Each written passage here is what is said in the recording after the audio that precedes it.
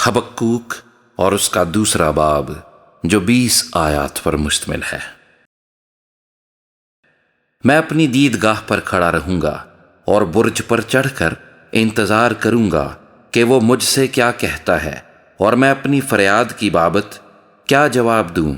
تب خداوند نے مجھے جواب دیا اور فرمایا کہ رویا کو تختیوں پر ایسی صفائی سے لکھ کہ لوگ دوڑتے ہوئے بھی پڑھ سکیں، کیونکہ یہ رویا ایک مقررہ وقت کے لیے ہے۔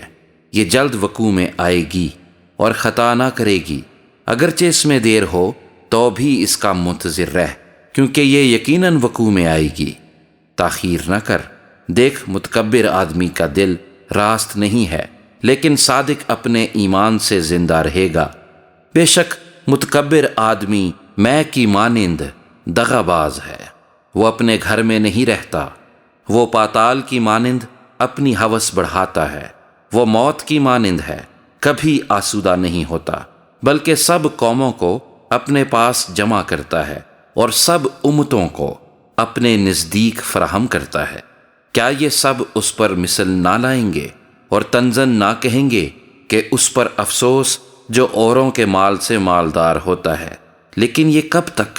اور اس پر جو کثرت سے گرو لیتا ہے، کیا وہ تجھے کھا جانے کو اچانک نہ اٹھیں گے اور تجھے مضطرب کرنے کو بیدار نہ ہوں گے، اور تو ان کے لیے لوٹ نہ ہوگا؟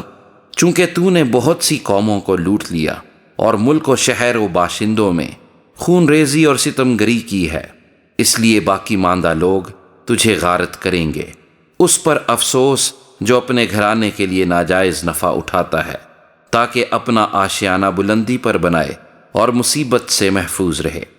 تو نے بہت سی امتوں کو برباد کر کے اپنے گھرانے کے لیے رسوائی حاصل کی اور اپنی جان کا گنہگار ہوا، کیونکہ دیوار سے پتھر چلائیں گے اور چھت سے شہتیر جواب دیں گے۔ اس پر افسوس جو قصبے کو خون ریزی سے اور شہر کو بد کرداری سے تعمیر کرتا ہے۔ کیا یہ رب الافواج کی طرف سے نہیں کہ لوگوں کی محنت آگ کے لیے ہو اور قوموں کی مشقت بطالت کے لیے؟ کیونکہ جس طرح سمندر پانی سے بھرا ہے، اسی طرح زمین خداوند کے جلال کے عرفان سے معمور ہوگی۔ اس پر افسوس جو اپنے ہمسائے کو اپنے قہر کا جام پلا کر متوالا کرتا ہے، تاکہ اس کو بے پردہ کرے۔ تو عزت کے عوض رسوائی سے بھر گیا ہے، تو بھی پی کر اپنی نامختونی ظاہر کر۔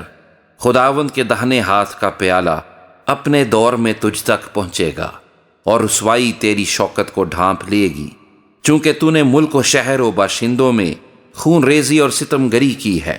اس لیے وہ زیادتی جو لبنان پر ہوئی اور وہ ہلاکت جس سے جانور ڈر گئے تجھ پر آئے گی۔ کھودی ہوئی مورت سے کیا حاصل کہ اس کے بنانے والے نے اسے کھود کر بنایا؟ ڈھالی ہوئی مورت اور جھوٹ سکھانے والے سے کیا فائدہ کہ اس کا بنانے والا اس پر بھروسہ رکھتا اور گونگے بتوں کو بناتا ہے۔ اس پر افسوس جو لکڑی سے کہتا ہے جاگ، اور بے زبان پتھر سے کہ اٹھ۔ کیا وہ تعلیم دے سکتا ہے؟ دیکھ وہ تو سونے چاندی سے مڑھا ہے، لیکن اس میں مطلق دم نہیں، مگر خداوند اپنی مقدس ہیکل میں ہے۔ ساری زمین اس کے حضور خاموش رہے۔